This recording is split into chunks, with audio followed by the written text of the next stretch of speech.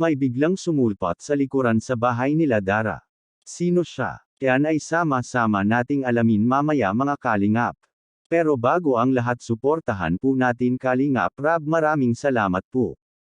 Marami nang nagawang kabutihan si Idol Kalingap Rab.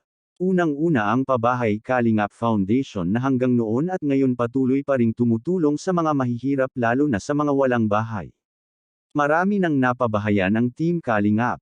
Pag-usapan po natin ang latest na napabahayan ni Kalingap Rab. Isa sa mga Kalingap Angels na si Rachel Morales ngayon ay hindi nakabilang sa Kalingap Angels dahil nag-charity vlogger na po ito. Pangalawa si Joy Diwata, nakatira ito sa sira-sirang bahay at kawawa rin ang kanyang kalagayan kasama ang kanyang nanay at ang kapatid.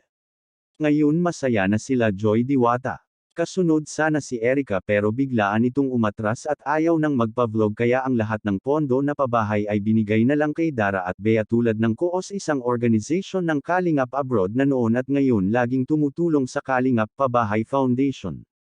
Ngayon balik tayo sa topic, malapit na matatapos ang bahay ni Dara. Kaunting tiis na lang at magre-ribbon cutting na ito. Maganda ang bahay nila Dara, polido po ang pagkagawa nito simula sala hanggat kusina, malinis at may kintab ang mga tiles nito at may harang pa ang kanilang dirty kitchen para sa kanilang safety. Ngayon habang papasok na sila Dara at Idol Rab, may biglang sumulpot palabas isang batang lalaki, makikita natin sa video. Dito pa pala may ibang karpentero, ano? Tara, pasok po tayo mga kalingap. Dito pa pala may ibang karpentero, ano? Tara, pasok. Pero, ano? Tara, pasok po tayo mga kalingap.